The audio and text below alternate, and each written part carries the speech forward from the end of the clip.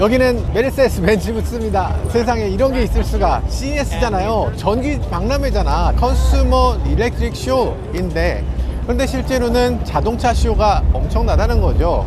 현대도 나왔지, 기아도 나왔지, 그리고 벤츠도 나왔습니다. 그런데 이건 조금 반칙이야. 왜냐하면 지금 CES에서 자제를 해달라고 요청하는 게 하나 있습니다. 뭐냐면 신차를 발표하는 거. 이건 하지 말라고 그랬어요. 신차를 진짜 발표해버리면 여기가 모터쇼장이 돼버리니까. 그래서 하지 말라고 했는데, 벤츠 이러면 안 되는데. 근데 어쨌든 이렇게 신차를 발표했습니다. 저희로선 고맙게 말이죠. 자, 여기서 보여지는 차는 CLA입니다. 여러분 직접 보셨나요? 저희가 영상으로도 소개해드린 적 있는데요. 아주 미끈하고 아주 멋진 차죠. 그리고 아주 벤츠에 미친 사람의 차인 것 같은 느낌이 듭니다. 이 앞부분 그릴을 보면 벤츠 엠블럼이 다다다다다다 이런 느낌이죠. 그리고 천장에 보면 벤츠 다다다다, 휠 보면 벤츠 다다다다. 벤츠 엠블럼을 정말 환장한 사람 같아요. 이 실내를 보면 또 엄청난 벤츠 엠블럼이 있는데, 전체적인 실루엣 먼저 살펴보도록 하죠. 여기 보면 DRL이 하나가 있는데 차 전체에 삥 두르는 그런 느낌으로 이렇게 디자인 됐어요. 오, 잠깐만,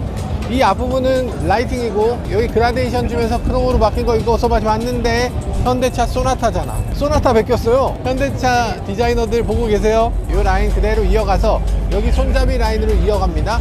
그리고 또 이어가서 여기 뒤쪽에 있는 크롬 라인으로 이렇게 쭉 이어지는 걸 볼 수가 있죠. 이렇게 라이팅과 크롬을 이어가는 느낌으로 차 전체를 삥 둘러서 굉장히 미래적인 느낌의 자동차로 만들어내고 있습니다. 아주 미끈하고 아주 멋진 디자인인데요.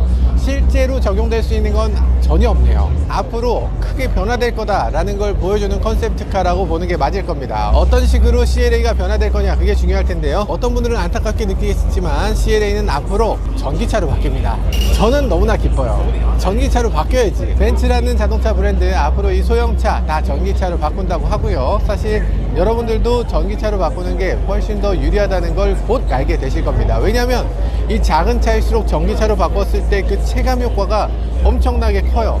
만약에 큰 배기량의 자동차는 이 엔진의 음이라는 것 자체, 그걸 즐길 수 있는 자동차지만 이 소형 자동차는 엔진이 항상 약점이었어요. 진동이 커, 소음이 컸던 자동차, 그런 자동차를 전동화로 바뀌면서 훨씬 더 미끈하게, 훨씬 잘 나가게, 훨씬 경제적으로 바꿔준다는 거죠. 그렇기 때문에 소형차를 전동화했을 때 그만큼 효과가 큰 건데, 지금 이 CLA 전동화를 하면서 여러 가지 부분을 실제로도 바꿔준다고 합니다. 일단 외관에서 봤을 때 이 미끈한 느낌은 잘 살려줄 것 같고요. 이 동글동글한 이 느낌, 이 귀여운 느낌도 잘 살려줄 것 같아요. 앞으로 아마 많은 분들이 이 CLA를 보면서 야, 이거 내 드림카다 라고 얘기할 만한 그런 자동차라고 할 수 있습니다. 배터리가 또 두 가지가 들어가는 것도 특징인데요. CLA는 LFP 배터리, NCM 배터리 둘 다 제공을 합니다. 네가 원하는 게 어떤 건지 몰라서 둘 다 준비했어, 이런 마음으로 두 개를 제공하니까 저렴한 거 원하시는 분들은 LFP, 비싸면서도 장거리 하고 싶은 분들은 NCM, 이런 거 선택하면 되겠죠. 우리 싸우지 말아요. 우리나라 자동차들도 이렇게 선택할 수 있도록 해줄 걸로 믿습니다. 이 차의 정말 놀라운 점은 주행거리일 텐데요. 주행거리가 무려 NCM 배터리 같은 경우는 750km를 주행할 수 있고요. LFP 배터리 저렴한 모델 같은 경우는 500km만 주행할 수 있습니다. 500km만 이라고 얘기했지만 500km면 서울에서 부산이에요. 서울에서 부산 무충전으로 갈 수 있다는 거죠. 그 정도 된다는 거는 이 퓨얼 이피시언시에 굉장한 효과를 주는 기술이라든지 이런 것들을 충분히 쌓았다는 얘기가 될 거고요. 실제로도 우리가 주행해보면 EQS의 주행거리가 상당히 길다는 걸 알 수 있습니다. 그런 기술을 그대로 이어받아서 이제 CLA 클래스에서 그런 것들 잘 적용할 수 있도록 그렇게 만들어진 걸 볼 수 있네요. 자, 실내에서도 여러 가지 특이한 점이 있는데 디스플레이가 굉장히 크고 다이얼 가운데 저렇게 그래픽이 나타나는 거, 저런 것들도 아주 멋진 지점이죠. 온도를 조절할 때 왜 다른 데서 온도를 보고 온도를 조절하니, 공기 나오는 그 지점에서 조절해야지 라는 아주 직관적인 인터페이스를 갖고 있습니다. 실제로 이게 적용될 수 있는 건 거의 없겠지만 어쨌든 인테리어는 이런 느낌으로 만들어진 게 굉장히 특이하네요. 이 디자인은 궁극의 모던함을 주제로 했다고 합니다. 얼티밋 모더니즘 그런 것들을 보여준다고 하고요. 그리고 저 뒤에 보면 저 공조장치 스위치가 저기 있는데, 공조장치 스위치도 아주 멋진 곳에 있죠. 공기가 나오는 바로 그 지점에 온도 조절 장치 저런 것들을 넣었는데, 저기 실제로 저렇게 될 것이냐 그건 모르겠지만 어쨌든 방향성은 저렇게 잡고 있다. 그리고 여기 보면 라이팅 시스템들, 누가 벤츠 아니랄까봐 이렇게 앰비언트 라이트 아주 화려하게 퍼져나가도록 만들어져 있고요. 가운데 디스플레이 어마어마한 크기입니다. 조수석까지 당연히 디스플레이 있어요. 메르세데스 벤츠 UX니까 MB UX고요. 그리고 슈퍼 스크린이라고 합니다. 왼쪽 끝부터 오른쪽 끝까지 3개의 스크린이 쭉 이어진 모습을 볼 수 있어요. 저기 아주 특이한 거 하나 있습니다. 저 밑에 보면 저렇게 조그마한 뭐가 있어요. 저거 두뇌가 들어있다는 거예요. 저거 엔비디아 칩을 사용하게 되고요. MBOS를 통해서 이 벤츠의 여러 가지 이 인공지능적인 부분을 이 안에 넣겠다라는 걸 보여주는 액세서리입니다. 이 MBOS는 생성용 OS를 갖고 있어요. 챗GPT 같은 거, 그거 뭐 굉장히 잘 사용하잖아요. 그런 것처럼 챗GPT 같은 기능들을 이 자동차에 하나씩 둘씩 적용하게 한다는 거죠. 가장 먼저 적용한 곳은 폭스바겐이고요. 이제 벤츠가 두 번째 타자로 이렇게 적용하는 모습을 조만간 우리가 볼 수 있을 겁니다. 자, 저쪽으로 넘어가서 더 많은 차들을 살펴보도록 하죠. 오늘 꼭 봐야 되는 차가 있어요. 와, 여기서 우리가 보게 되네요. 신형 E클래스입니다.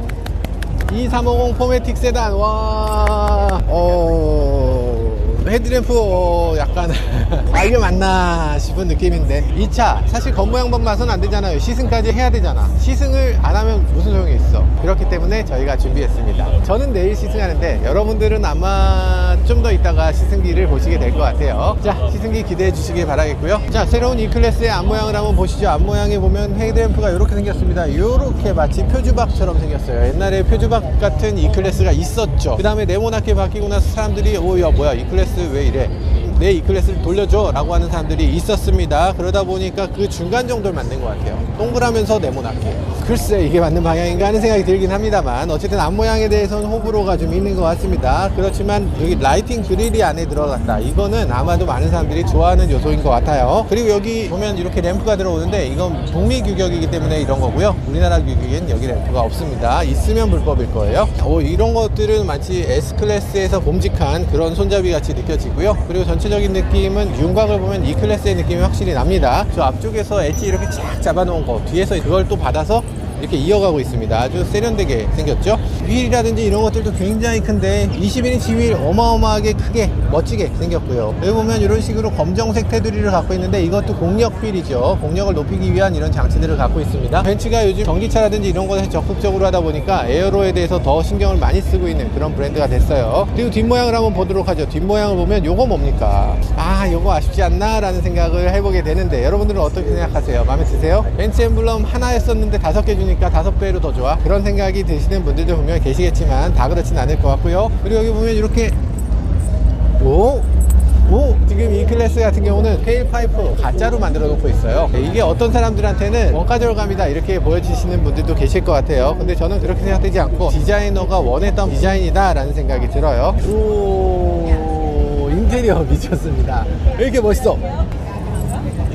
오, 세상에. 하이퍼 스크린이 들어오고 여기 카메라가 있어요. 이 카메라가 지금 저를 비춰주고 있습니다. 여기 보여요. 녹화도 할 수 있어요. 안녕 헬로우. 이렇게 뚜껑도 고급스러워. 훨씬 빨라졌어. 굉장히 고급스러운 그런 뚜껑을 보여주고, 풀체인지라고 했는데 그렇게 풀체인지 느낌은 아니네. 뭔가 기존에 있었던 차를 보는 것 같은 느낌이에요. 아니, E클래스가 이렇게까지? 그런데 큰 변화가 있습니다. 정말 중요한 변화, 바로 이것이죠. 드디어 엑스박스가 들어왔습니다. 게임 컨트롤러가 들어와서 이걸로 게임을 할 수 있다고 합니다. 요것도 굉장히 재밌습니다. 여기 에어벤트가 이렇게 쭉 나와서 이렇게 쭉 이어지는 거, 이것도 굉장히 멋지고, 전체적으로 봤을 때 이거 오히려 어떤 면에서 이 S클래스보다 더 좋다라는 느낌이 들게끔 하는 그런 인테리어를 보여주고 있습니다. 자세한 건 제가 조만간 시승기를 통해서 살펴보도록 하죠. 자, 그 뒷좌석 살짝만 볼까요? 온 김에. 이야, 우와, 이 뒷좌석 굉장히 럭셔리하고 굉장히 그냥 환한 뒷좌석을 보여줍니다. 멋있어요. 딱 앉았을 때 이게 진짜 고급이네 라는 느낌이 들어요. 이 헤드레스트나 이런 것들도 사실 되게 고급으로 느껴지지 않습니까? 머리 같은 것도 이렇게 멋있잖아. 인테리어의 여러가지 요소들 굉장히 시원시원하고 넉넉하고, 공간도 그렇게 나쁘지 않습니다. 근데 헤드레스트는 각도가 서 있지 않나, 그런 생각이 살짝 들고요. 5 시리즈나 이 E클래스가 이 부분이 조금, 이 등받이가 너무 서 있다는 게 조금 아쉽게 느껴지기도 하고요. 그리고 이거 450인데도 불구하고 450의 뒤에 리모컨이 없고 여기 수납 공간이 있어요. 4존 에어컨이 아니다, 2존 에어컨을 사용하고 있다. 요거는 조금 아쉽게 느껴지기도 하실 것 같아요. 그리고 뒤쪽에 보면은 여러 가지 버튼들이 여기 있어야 될 것 같은데 하나도 없습니다. 예를 들면 열선이 없어요. 통풍 시트 같은 건 당연히 없죠. 왜 없냐 하는 생각이 들고요. 발걸이 있는데 여기 컵홀더도 없어요. 컵홀더도 라고 생각하신다면 그건 아닙니다. 있죠. 컵홀더가 아니잖아, 이건 스마트폰 홀더잖아요 라고 생각하신다면 한 번 더 당기면 컵홀더가 나옵니다. 꽤 고급스럽게 잘 만들었어요. 감촉도 너무 좋고요. 자, 벤츠는 벤츠구나, 그런 느낌 들고, 그리고 사실 하이퍼 스크린이라든지 이런 것들을 놓고 봤을 때 이 스크린이 최신 스크린이 아니거든요. 기존에 우리가 EQE라든지 이런 차에서 많이 봤던 스크린을 보다 보니까 조금 아쉽게 느껴지긴 합니다. 자세한 내용은 밖에서도 보여줍니다. 디지털 엑스트라라고 해서 AI가 여러 가지를 제공해 준다는 걸 또 보여주고 있어요. AI can be so real 이렇게 얘기합니다. 자, 그리고 여기서 트렁크 공간 궁금하신 분들 계실 것 같아서 트렁크 공간도 보여드리도록 할게요. 트렁크 열리는 거, 벤츠가 이 뚜껑 열리는 거 가장 빠르죠. 뚜껑 빨리 열기 대회 같은 거라면 벤츠가 당연히 1등 할 것 같습니다. 그리고 여기 보면 이 버튼 누르는 데가 있어요. 이 버튼 누르는 건 뭐냐면 여러분들이 만약에 갇히게 되면 이걸 눌러서 탈출하시면 된다는 거예요. 불도 깜빡깜빡하고 아주 적극적이네요, 그죠? 보통 벤츠 운전자들은 트렁크에 갇히는 일이 많이 있는 모양이에요. 자, 그리고 저쪽에 가서 다른 차를 살펴보도록 하죠.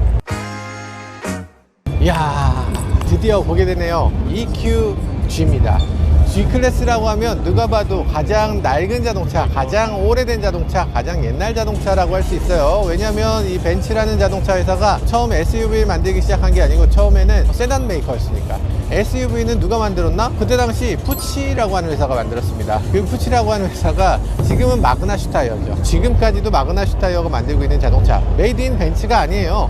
벤츠가 위탁해서 가져오는 자동차가 바로 G바겐입니다. 그러다 보니까 벤츠 입장에서는 이걸 계속 업그레이드 할 생각을 그다지 하지 않았어요. 그래서 처음 만들어진 한 75년 전부터 그때부터 그다지 손을 대지 않고 거의 매년 올해 단종 하나 내년 단종 하나 이렇게 수순으로 가고 있었는데, 중동에서 갑자기 빵 터지면서 중동 부자들이 제일 비싼 게 벤츠라며 그러면서 벤츠 G바겐을 엄청나게 사들이기 시작합니다. 사실 G바겐은 그렇게 수익성이 좋은 자동차는 아니었는데 최근 들어서 가격을 어마어마하게 높이면서 이래서 사는구나 라는 느낌으로 가격을 올렸어요. 지금 2억이 훌쩍 넘죠. 메르세데스 벤츠에서 가장 비싼 차라고 할 수 있는데 S클래스보다 이 G바겐이 더 비싼 겁니다.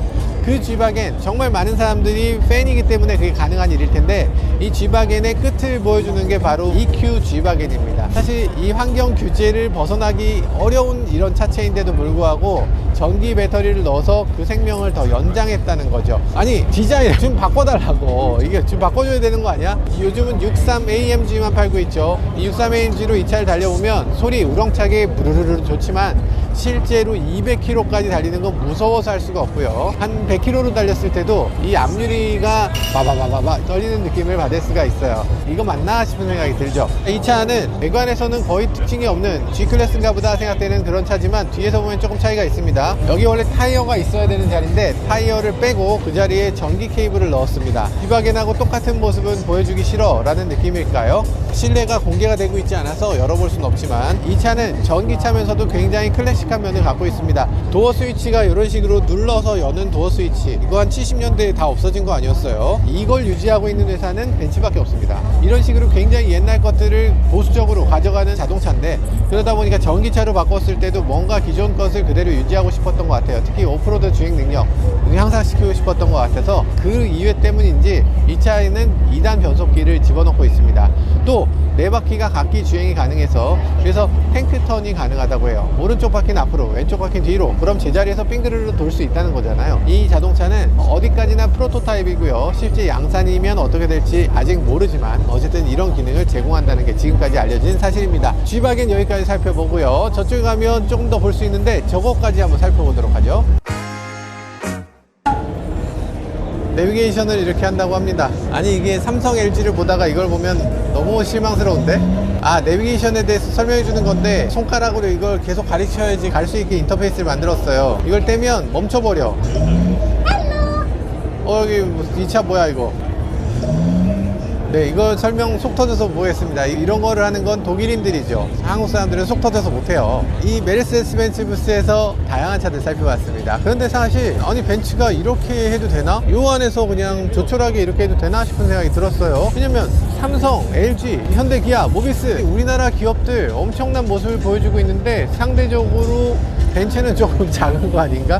이런 생각이 들기도 하고, 보여주는 기술이나 기능 면에서도 우리나라 기업들하고 이제 대등하지 않나 이런 생각이 들 정도예요. 예전 같으면 벤츠는 넘사벽이었죠. 아니 그 주행 감각을 어떻게 따라가, 그 엔진 기술을 어떻게 따라가, 이런 생각이 들었지만 이 차도 없고 이 차도 없고 저 차도 없네. 다 엔진이 없는 차잖아요. 그럼 이렇게 엔진 없는 차에서 결국에 가장 중요한 건 OS고 소프트웨어고 그리고 IT 기술일 텐데, 우리나라 기업들이 보여주는 IT 기술에 비해서 벤츠가 조금 뒤떨어지고 있는 게 아닌가 이런 생각도 해보게 됐습니다. 물론 자동차라는 게 IT 기술만 가지고 얘기할 수는 없겠지만 누구나 이 모든 자동차 회사들이 추구하는 방향이 그쪽이라는 건 분명하고요. 그런 면에서 우리나라 기업들이 그만큼 강점을 가지고 있다 이런 생각도 드는 행사였던 것 같습니다. 지금까지 저는 모카 김한영이었습니다. 감사합니다.